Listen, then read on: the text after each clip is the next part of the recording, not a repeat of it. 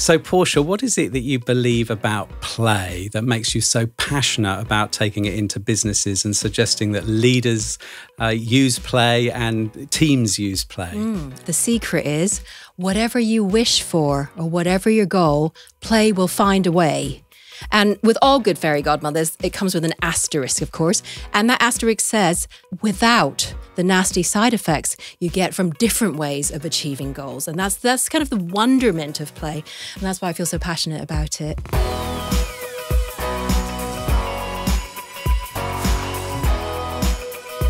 Hello, our guest today is Portia Tung, an experienced executive and agile coach who's passionate about helping people create more playful and creative environments at work. Portia left the corporate world in search of more soulful work and set up her own leadership development business, the School of Play, through which she brings fun and joy to corporates and all sorts of other organisations.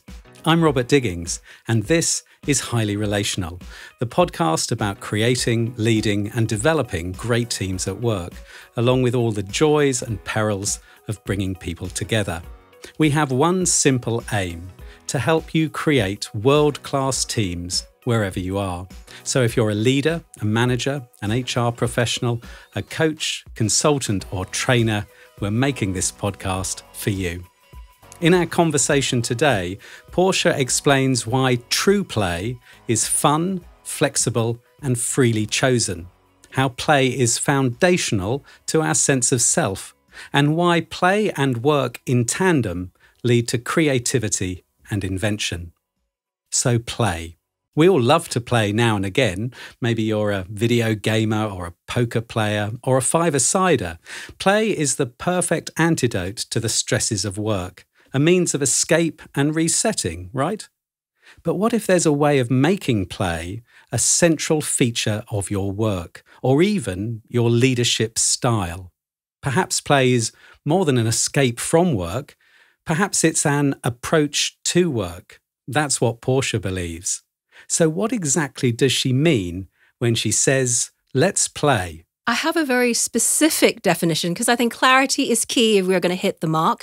So play for me means true play. And true play is fair play, safe play, and being a good sport. So hopefully, as you can tell already, Robert, from this definition, it means that you've got safety built into this notion of true play, which may be different from what other people might perceive play to be. And is it the play that children do? Is it the same, or is it slightly tweaked for adults, or is it the same as children's play? So I've spent a lot of time researching this, both through my leadership program, working with playful adults, thousands of them, all around the world, as it is as part of an organizational change agent. And now you've asked that question. It is the same thing. And the things I've discovered about play has been remarkable. In observing pure-hearted, philanthropic adults embrace this thing they call play, I've identified 5 attributes, and the 5 R's, I call them. They are resourceful, they are responsible, they are respectful, they are resilient, and last but not least, they are real. And in your experience, how well is play happening already in business? Is it something that really gets left at the door, or is it already happening but people are calling it something else? Most teams that I come across, because I work in the world of Agile, play in some way. Because as human beings, we're highly relational, as you've identified so clearly, and it's almost impossible for a day to go past without playing. Pop quiz for you there, Robert. What is the opposite of play, if you had to make a guess? That's terrific. The opposite of play. So I would say it would be something serious, something I probably don't enjoy, and it would be very outcome focused. Sure. And when I ask this question to audiences in my talks, their answers include things like my tax return, my boss, or looking after my insurance, right? But the opposite of play, as Dr. Stuart Brown, who's really well known in this kind of world of play research, is depression. Oh, let's just let that sit with us for a bit. And I can feel myself going, oh, a bit buzzy. And I remember discovering this from Dr. Stuart Brown's work. And that's really been the one thing that's been pivotal in me launching myself into sharing what true play is in the world. Because, of course, it's nice to have a 4-letter word as a way of dealing with, possible effects of not feeling as well as we could. Because, of course, that is our birthright, to feel joy and to achieve our own potential. So is play an antidote to depression? I would say yes. Now, to be clear, and to your audience, to play fair, obviously I am not a medical professional in that way.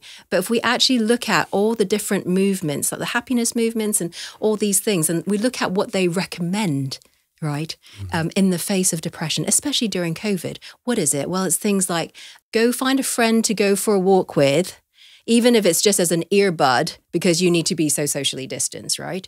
Or go and watch something that will make you laugh, or go and, write a letter to a friend or gift something to somebody. I mean, all of those are forms of play. And one of the things I was really excited about your program here is, you've had Helena who talks about love. And, what is play? But for me, the ultimate act of love, because it's made up of attention, right, which Neil Malarkey mentions about, attention and improv. It's about intention, but it's also where it comes from. And, so for me, play is the ultimate act of love. And that's why it's so precious to share. So there's a definition of play that I've heard, and forgive me because I can't remember where it's come from, but you may know it. Sure. And it's the idea that play is purposeless activity. Oh, yes. Would you agree with that? Or how does that sit within your research and the way you see it? Yes. So actually, I would say the play expert world are a little bit divided on this. So for them, true play or free play means that it is totally purposeless, what you've just said. Aimless, if you like. And then there's another bunch who I would include Mihai Csikszentmihalyi, the author behind Flow, and that wonderful business, because actually it's a bit of both. And what Dr. Stuart Brown has identified is that true play is only seemingly purposeless. Yeah, so if you imagine a busy day at work, you've come home and you think to yourself, well, I've got the box set of Walking Dead, season 1. Why not use that this evening? Because I just need a bit of that. And so you find yourself enjoying that, into maybe the early mornings of the hour, and your partner might come in and go, oh, what are you doing, darling? And you might say, oh, nothing. I'm just, just vegging or whatever. But of course, you're not just doing that, right? You're kind of de-stressing and chilling out and just making sense of what's happened in the day or maybe in the last week or so. And in doing that, it allows you to find maybe a little bit of room for joy. So the key thing with play is to see it through the eyes of a child. But there's another option, which is to see it through the eyes of a loving parent or sibling. And of course, when we start looking at what you've just said, thinking about how children play and looking through their eyes, of course, it's an outrageous thing to say it's purposeless, because for children, and I'd like you to explain why children play, why we believe they play, and what they get from all of the different kinds of play that young children do. And they, a 3-year-old will play differently to a 7-year-old and differently to an 11-year-old. But tell us a little bit about what we understand about childhood play. Absolutely. And what's really exciting about childhood play and its purpose is that most experts around all the different fields agree that it shapes an organism's brain. It helps us cultivate a sense of self and also create relationships with those around us, right? And our place in the world. It's a source of hope. It's a source of joy. It enables us to be resilient. It's kind of like a bottle of vitamins you get from the shop, if it's the Mr. Men and the little Mrs. ones. But it's like that. And so it is such a resourcing, nurturing element that children, when encouraged and dare I say allowed, I mean, it's the birthright, when allowed and permitted to play their way, they will flourish. So Winnicott, which is the English pediatrician, he said, it is only through play that we are able to discover ourselves. So it's foundational to us, our sense of self and the development of our brains and our neurological functioning. Absolutely. Our brains, our bodies, and there's, different ways of identifying play now. there's one kind of play called recapitulative play. I get very excited about this one because when you see a small child sort of squatting down in the garden and digging, and you think, oh, they're going to do something torturous to the worms or whatever, and they're just digging and they continue to dig, but have caused no harm to anybody, and maybe they've created a bug hotel. Meanwhile, they're digging and digging, and they sort of keep at it, and you cannot for the life of you see why they're doing it. Very often, they're doing what their ancestors did. So if you ask them what they're doing or why, they just look at you like you're mad. They're like, well, I'm doing this because everyone was pretty much always done this. And this is the beauty of it, is that play connects us with where we come from and enables us to then move forward with greater ease. So does this mean that play is we're already programmed to play in the way that I think I've understood that linguists say that our brains are already wired for us to learn language. Mm-hmm. So are our brains pre-wired to play? In other words, children do not need to be taught how to play. Would that be true? Absolutely. And in fact, we can kind of go a bit more neurological about this, right? You look at dopamine, you look at endorphins, the neuroscience side of it. And actually, that's what we want all the time. We'd love to feel good. And that's why we play, because, true play is safe play, fair play, being good sport. And also it's fun, flexible, and freely chosen. So the children really come alive. You can see that, and you can see that in adults as well, which is wonderful. And then they kind of get on with what they're doing, and they'll do it to the best of their ability. Not because they're paid £1 million. Actually, they don't really care much about this, because we know from Dan Pink's work, it's not about that kind of motivation. It's about intrinsic motivation, and the children love that. And so let's move on to the work that you do with adults, because you're, of course, there are professionals who help children play and work in that. Mm-hmm. You're much more about bringing play to the adult world through the School of Play, and we are going to get on to even talking about how play could be a leadership style or could support a leadership style. Yeah. But why do we stop playing then? And the transition from child to adult, is that a cultural thing, or is that a neurological thing that we outgrow childhood play as adults? Absolutely. And I know in your heart of hearts, Robert, you already know the answer, and most of your listeners will know, and that's why they're listening, which is we never outgrow play. And that's why I made the motto of the School of Play, promoting happier adulthood through lifelong play. This kind of early curtailing of play, I feel, and what I've seen, a lot of it is to do with shame. And it's to do with the shame that the adults have grown up with as children. Then they go on to be parents. So when they see their children playing in a certain way, they might think, well, my father stopped me from playing with toys and everything went up the loft, including my wonderful train set. And then he redid my bedroom with just books, and that's what I did. I got the lamp I wanted and I got the desk I wanted. And even though it goes up and down, it's not quite the same as my my train set.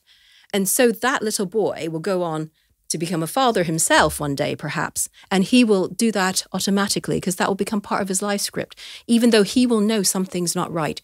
And, I'd go so far as to come up with a hypothesis that a lot of midlife crises come from dissatisfied or unplayed out desires and wishes that we've wanted for ourselves since childhood, but been stopped too soon.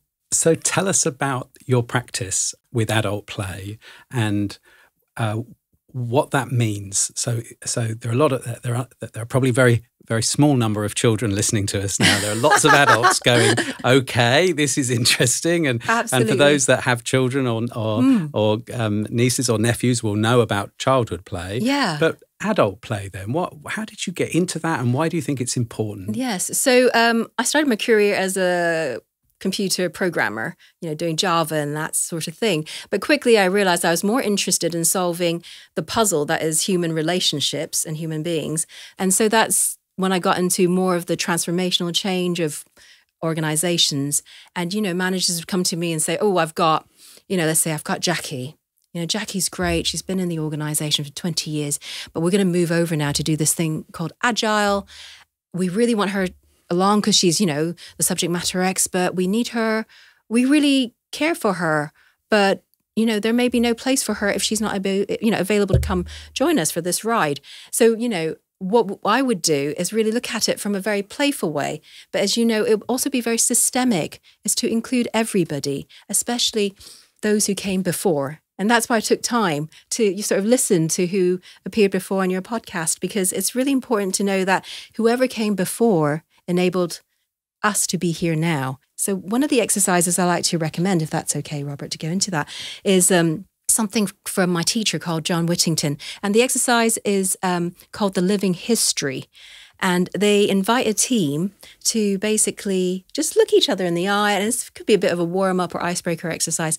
And they basically arrange themselves in a clock face from 12 o'clock all the way back around. And so the person who's been longest serving might place themselves, like Jackie, at 12 o'clock. And then someone who arrived after Jackie would be maybe at 1 o'clock. And they kind of do this. And when we do this exercise, something alchemical happens in the room. And everybody starts thinking, oh, okay. I'm not familiar this place of being here, but and then you'll kind of see maybe Ben and Elizabeth, they'll go, oh, actually, you were here a month before me. Let's switch. And by doing that movement, this flow of love and life and resources will start happening. And the moment, I can almost guarantee from my experience, moment people like Jackie get recognition that actually they were the first to arrive in this team, that just kind of changes everything. And I like doing this little kind of ritual exercise, if you like, where when you form the clock face, everyone turns to their right. So they look at the person who's come before them. And they can say this out loud or tell a joke or whatever, but just say thank you. And once they've done that, that gets acknowledged. And then they turn to their left. And then they say, okay, well, I will, from where I am, I will share my knowledge and resources with those who come after me. And it's such a lovely way to get a team really rebooted, because that's often the biggest blocker to why teams are not functioning as well as they wish to be. And as you said, this is from systemic constellating work where the history and the place and the time that people are within the system becomes very important. But do you see that exercise as playful or as a piece of play? Tell me more about how come that's play? Yeah, wonderful. So another type of play is something called deep play. Now, deep play, I'm just going to travel back to childhood briefly. Deep play is the kind of play you did without adults being around, especially your parents. And that's probably when you got the most learning and the biggest oomph of, oh, wow, I've got this, or you've got this insight about existence and life. And that's deep play. So what I've noticed as I've traveled myself, because I'm a student of this work as well, of play and systemic constellations, is that actually it requires a lot of emotional intelligence to accept your place in a system. I love what you're saying. And a thing that's just occurred to me is I understand I totally get, and I really respect you for how you've explained it, this idea of honouring what's come and who's come before us. And of course, in family constellations, that can be about our ancestors going back many hundreds, if not thousands of years. But of course, what's just occurred to me is a part of me that came before me was me as a child. Oh, of course. How wonderful. So, yes, of course, my mum and dad and their parents and their parents. But immediately before me was a 5-year-old Robert and a 3-year-old Robert and a 12-year-old Robert. And it's made me think that your work is somehow also about honouring them for each of us. Yes, absolutely. Yes, honouring each part of ourselves and giving space and place for each of the parts of ourselves so that they're no longer parts, but that they're this kind of integrative being that we become. And I think that's really all about, Carl Rogers' work about on becoming a person, right? That when we're able to fully embody and be who we already have been all this time, which is the wonderful 5-year-old who could be playing with trains and stuff like that, then actually life's burdens or struggles kind of fall away. One of the very common mistakes people make between play and work, and I absolutely get this, is that, work is kind of drudgery and you've got to just kind of slog through it and then look at the clock and the watch. And when it's done at 6 p.m., then you can be yourself. I mean, when we look at, we're spending probably 80% or more of our waking hours doing work or work-related activities. That's way more time than we'll ever spend with our loved ones. That's another key motivator for me. I needed to change the way I was living to test this theory out. And I have to say, I highly recommend it. And what people tell me as well is that they start playing more at home after they've heard talks like this. And they go, oh, I brought my train set down, because of course they never threw it away. And of course their father loved them so much that he always kept it in a box upstairs. So all of a sudden you start bringing that out, and then this father and son will now start playing that set with his children. And that will start kind of enabling that change of perception of play that was once so stigmatized. The other thing, of course, in kind of dabbling in this world of play, is that it is really important to acknowledge what's called sometimes as the dark side of play, which is the land of trauma. As you say, we've all been children. And if we look at Gabor Mate's work, what is trauma? But something that's experienced inside us that we've not been able to process with external support, right? So it could be, for me, it was actually the passing of my 2 hamsters when I was about 6 or 7 year old. It was jam and peanut butter, and they passed before I could kind of agree on the names for them. And because of the way they were got rid of so quickly from my life, it took years until I was sort of, I think, 21 or 22 when I had this breakup with a boyfriend. And the first thing that came in my mind was, oh, I really miss jam and peanut butter. And something in me knew that it was the same feeling of loss. And so the nice thing with this play is it allows us to start sharing things that are really just part of being human beings. And it doesn't need to be this terrible, terrifying thing.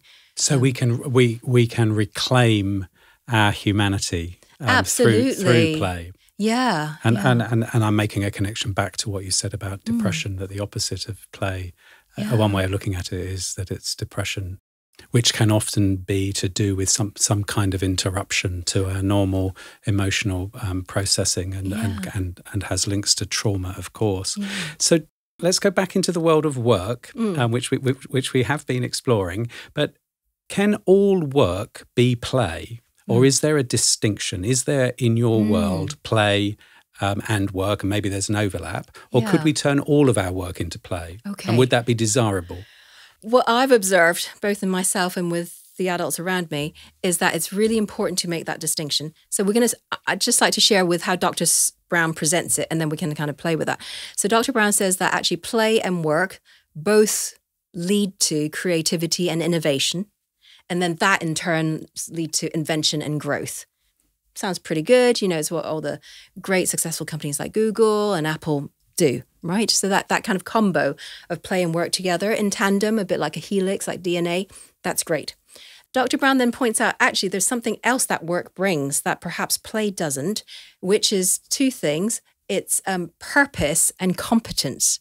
So I kind of felt vindicated because I saw this and I wasn't going to stop going to work the next day on Monday, right? I had to continue going to work and earn a living. So knowing that going to work meant purpose and competence was very curious to me. And it's probably much of what we experienced when we were at school.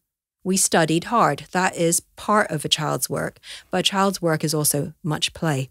And then I found out from Peter Senge, writing the foreword to a book called The Living Company, that he was saying actually business, if you translate it into Chinese, is sang yi.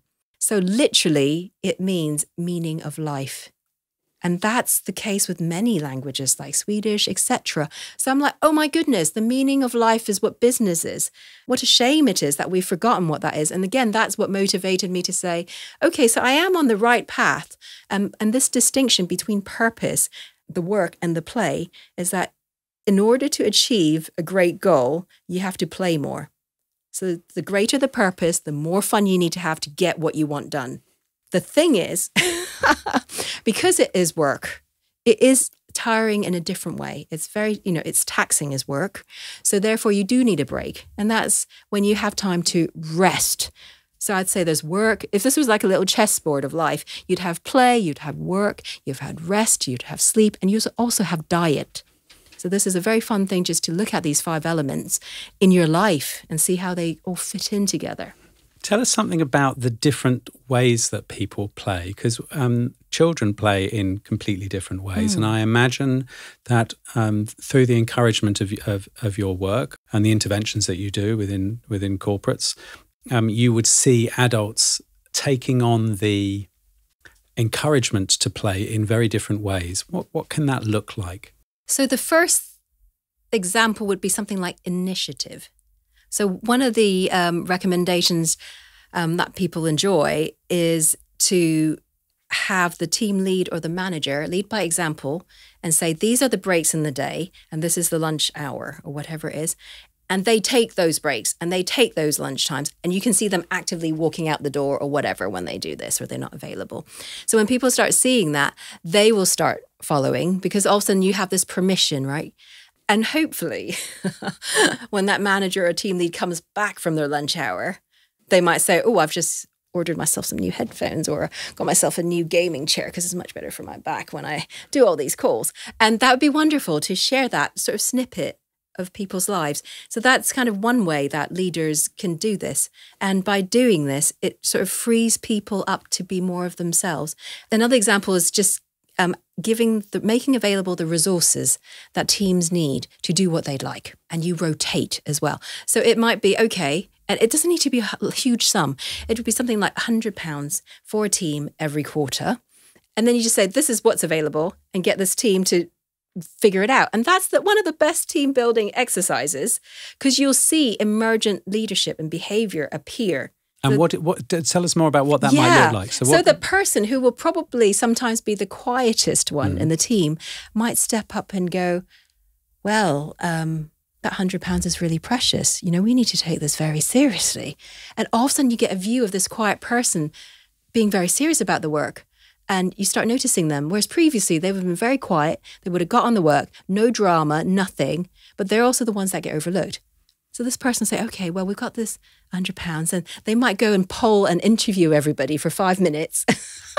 So the next day they'll come in at their stand-up or their team meeting and go, well, I've asked everybody, and here's the poll results. And they'll have done a little Excel or Google graph of it, right? And these are the votes and these are the options. This is when people are available to play and when they're not. So based on everything we've got, 2 options. One is Tuesday night or one is Thursday lunchtime, And it's really fun when you start seeing this, because the people who are truly playful, once they realize they have that permission, then they'll go. But there won't be total chaos and madness, and Mary Poppins will absolutely approve, because true play is safe play, fair play, and being a good sport. So the person who may take on the role of nurturing or supporting or amplifying play may well not be the person who you think would do that. Absolutely. It could in fact be, it could actually open up a space for somebody to step into.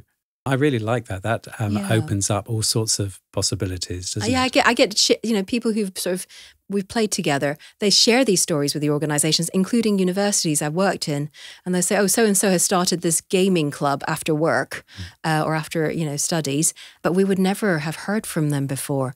But they've done some amazing things and created this community, and they might even stand for the president of the university. It's like, wow, it's just really unboxing and freeing what's already there." We talked about, you've touched on teams. I'd like to explore a little bit more about the benefits of play for a team in order for the team to be more effective. And we also mentioned leadership style. So I know you've got some thoughts about how play or playfulness could be incorporated into a really legitimate and effective leadership style. So let's start with teams. What might be some of the benefits for teams to become more playful with each other? Yeah, so the first thing would be sustainable pace. All of a sudden, by having legitimate and authorized downtime, the brains will work better. Hopefully the bodies will work better because they might go for a little walk or a run. Then people will naturally get more productive, which means they'll create less defects in the work they do. Not that they deliberately do it, but that we do it out of fatigue, right? And then it becomes this vicious cycle of we're tired, we make mistakes, then we get more tired, fixing more mistakes, creating more mistakes and all of that. But the moment they actually work in a sustainable way, because that's fair play, right? You get paid to do your hours, say 9 till 6.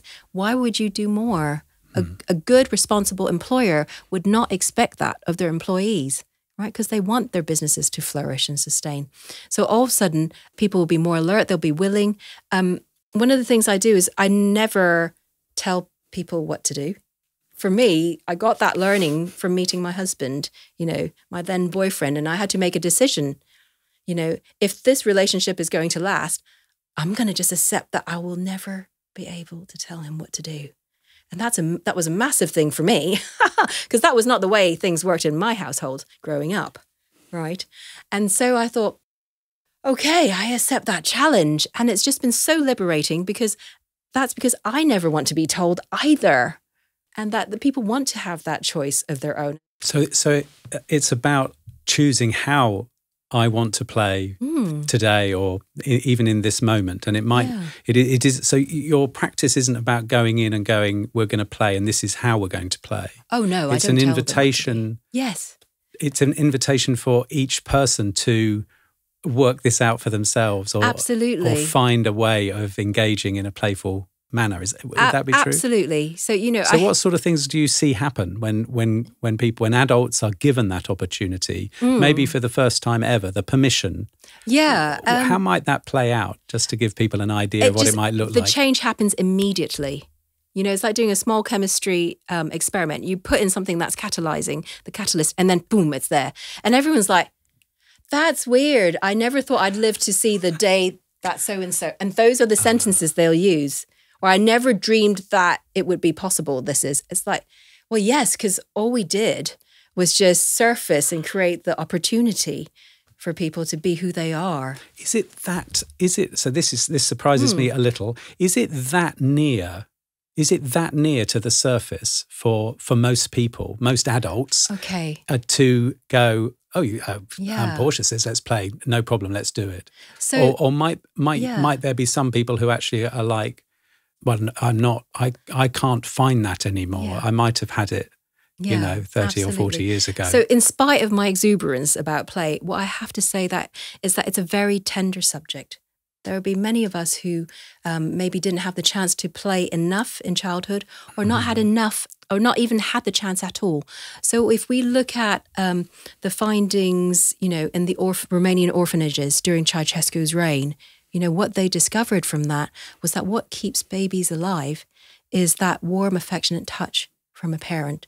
And if it's not a parent, it's a caring adult who could literally tune in to, their heartbeat and stuff like that. And without that, we give up as living organisms. So what I'm saying is that play needs to be an invitation. It's an offer. And there are many of us who've not really, we don't remember how to play or needs more time. So true play is also a choice. It's an invitation. So enforced play is punishment. So in that, is it, I don't know, I'm surprised I'm saying this, but let's go with it. Is it a taboo for a lot of adults to play, or to consider that play could be a relevant and appropriate thing to happen at work? And I know you talked a bit about shame in childhood, and possibly something of a stigma around the idea of adults playing. Could you speak to that, Portia? Absolutely. I think we only need to step through the numerous buildings around London, which is where a lot of my work's based. Those shiny buildings that look like Transformer, really shiny, marble floors, glass and mirrors everywhere. We step into those buildings and you only need to look at the faces of the people, and then how they're dressed, and how everyone's so uniform. And then we get into a lift, and then we need to be together for 23 floors, and no one smiles. That is probably one of the more harmful things that we have to endure in a daily commute. Because I know this, I notice myself kind of lapsing into depression when that happens. So absolutely. And if you crack a joke or something, people kind of like move away a little bit in that lift from you, thinking, oh gosh, that person's a bit mentally unstable. When in fact, you're probably the liveliest amongst all the zombies. So I would say that. So is it sorry to interrupt you. So you're now suggesting, I love it, that it's a call to wake up, because zombies, of course, are only half awake or asleep. So play could be a call to wake up. Yeah, absolutely. And to be fully yourself. And you have to be conscious and present to do that, right? So Eckhart Tolle and all the others talk about this, that you only know if you're conscious if you are taking the actions you want to do. So if you go to the same coffee shop and you buy the same latte every day and you wonder why you're not losing any weight or you're not getting fitter, then it's likely that you're probably, Sleeping Beauty at the moment. And that if you played more, then actually things would change. So another example is, I was in an aqua park yesterday. It was lovely to see like a father and his son, so clambering up after having spent 45 minutes, moving around this crazy water park in very cold water. And the young man said, as he climbed it, he said, I never thought that sport could be fun. And you could see for sure that they were going to come again. And I think, he's not alone in that. We all feel that, right? It's hard to squeeze everything in the work days that we have. So just before we talk about leadership style, you talked about Helena earlier and her work around love. Yes. So what is the connection between the heart and play?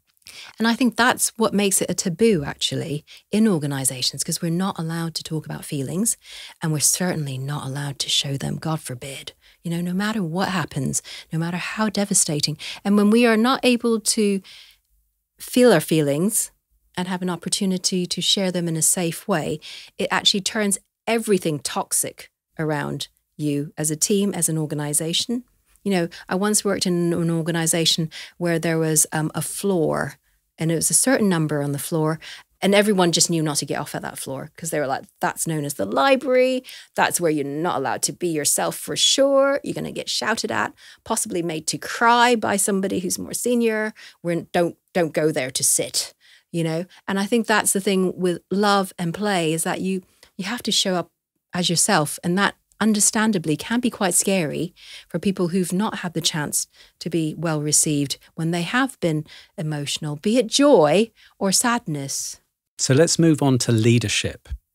So somebody listening to this now who is a leader or aspires to be a leader, is playful leadership a thing in town? Absolutely. And that's kind of the term I use. I know other people have different meanings, but for me, a playful leader is an individual who enables the flow of value through their ability to play. Of course, they have vision, they have skills, but it's their ability to play which distinguishes them from other leaders. And I've seen, this is a pattern, I haven't made this up. I kind of look at the managers, leaders, and the wannabe leaders that I witness, and the ones who are most playful are these things of, they are resourceful. Oh, there's the problem with the laptops. What problem? I'll just go get Jeff and that'll be sorted in 5 minutes. So there's the whole kind of resourceful, respectful, responsible, resilient and real. And because they show up like that, people trust them. And then those people go, all right, well, for this little amount of time when I'm with Mary, I can really be myself. Then I'll get that bit of work done, best. And, those will be the people that other people want most to collaborate with, will go and consult and get some guidance.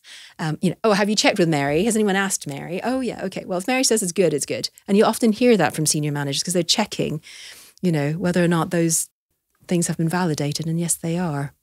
Where is the play module in an MBA sitting these days? I mean, is this something that is coming, or are we a long way away from it, or are there some examples where it's being really taken on? Yeah, so I run my Playful Leadership program at Ashridge Business School because it's a pop-up school there. And I know, Ashridge Business School and other business schools and universities probably present play as creativity and innovation. But play is just so much more fundamental than that, right? They've done, the marshmallow test. They've seen how, children, who performs best at the marshmallow test? Build the highest tower with X number of marshmallows and only spaghetti and some tape, but no blue tack, right? And who performs best? Well, the children outperform the MBA students every time, right? So this is why I'm saying that play is fundamental and the bedrock of creativity and innovation, without which there can be none. So that's the key difference. So absolutely, I look forward to appearing on a university program for leadership, because that is the key thing. And with play, you learn about dealing with uncertainty. And, I was just thinking, we talk about transformation in organizations, how, my teams must change, but I'm not going to do it. And they're going to transform and all of that. Well, actually, what is transformation and change but growth? Children don't go, tomorrow I'm going to transform into an 8-year-old. No, they just get on with it, don't they? They just grow and grow and grow. And that's the natural way to be. So let's get on to some practicalities. We're coming to the end of our conversation, and these podcasts are very much about looking at the theory and the understanding and the conceptualization of how something like play could be incorporated into the workplace and into a leadership style. But what can somebody listening to us right now who thinks, I'd love to do something like this. I'd love to foster greater playfulness in my team or in my workplace. Yeah. Can you share some things that, in your experience, could work and would be a way in? Sure. And before I do that, I just want to kind of conjure up the wisdom of the Dalai Lama, right? Because he says that, all the wisdom of the world doesn't serve you unless you take action. So I absolutely agree with you. And yet I'm going to say that I'm pretty sure 80% of your listeners within the next 24 hours will quite easily come up with ideas themselves because it's emergent. They'll have heard something. They might even be a bit grumpy or, dare I say, annoyed with what I've said. But in that annoyance is their way of going, I might play with that idea a little bit more. But I'm happy to share. So make time to play, even if it's something like 5 minutes a day. It's like having your daily vitamin, isn't it? 5 minutes a day. And if you're not sure, find a friend. Now, that might be a 4-footed friend or a human being friend or a small child or even something from childhood. So, for example, recently I had a very lovely friend close to my heart. And he said to me, I finally managed to finish that first game in Hero Quest that I've never been able to do as a child, because you have to be the games master and the player. And in those days, they didn't have the tech for it. And also, none of his friends wanted to play it with him, right? But now we have the tech because the phone, the games master comes to the phone and says, you have failed. But it facilitates the whole game, which enabled him to play the entire game over the weekend. And this is what the adults tell me. They're like, I've gone back to how I used to play or like to play, but where I got stopped for whatever reasons. And then I've picked that up again, so, I've started playing the guitar again, even though I wasn't very good at it. But now I'm, doing this with it. And it's just a wonderful thing. So going back to how you like to play or how you spent time is the key thing. You might not have so-called enjoyed it, but there was a reason you spent time as a child doing that thing. That might have been, a tough struggle. So finding things you like to do as a child, doing it with friends. And then the third challenge I would say is make new friends.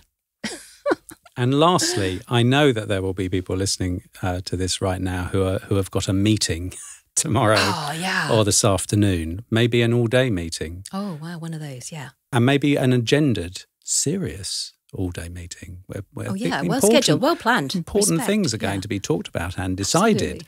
How could somebody who's running that meeting or even just participating in that meeting bring a bit of what you've talked about today, Portia? So I like doing kind of icebreakers and warm-ups, even if you're already warm, both before, at the start of the day, but also right after lunch. And one of the things I like doing is this thing called like the 3 questions ping pong. So you just open up the room and you move the chairs aside and people have, 5 minutes to meet a colleague they don't know already. And they take turns asking each other one question at a time, up to 3. And the only rule is that when you get asked a question, you reserve the right to ask for a different question. And I know it's so simplistic, but just people love it. And the things you learn, people come back to me and say, wow, I've sat next to, Toby for 10 years, but I didn't know he loves cooking for his wife. And that's what I love to do too. And we've already started exchanging recipes. And you're like, yes, because actually their relationship was actually a blocker and I've been told, right? And I didn't have to do very much. So I'm going to just make sure we're clear on this because I think it's so simple and could work so well. So you pair up maybe after lunch and you take it in turns to ask 3 questions to your partner. Yeah. And you either answer the question or you say, can I have another question? Absolutely. And then you would move on to a different pair. And then if you're feeling fruity, you could do that. that 3 times. Yeah, absolutely. And it's a nice way. And I would say, ask for permission before you play, but always play first. Because with my talks, sometimes people put me at the end of a 3-day or 5-day conference. But by then, people are like, oh, I wish she'd gone first because then she would have given us permission to play and set the tone. So that's the thing. So always play first, but ask for permission. So you say, this is the exercise we're going to do. It's entirely up to you if you want to do it. If you don't want to do it, you're welcome to go get some coffee and then come back when we're done.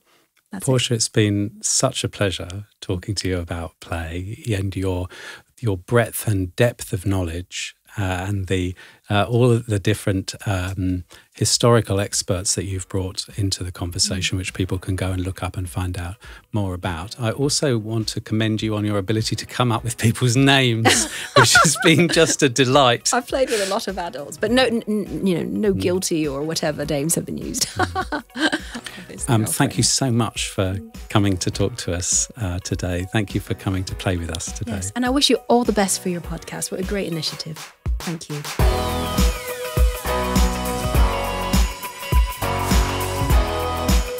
The Ready to Play Portia Tung. Many thanks to her for her time today.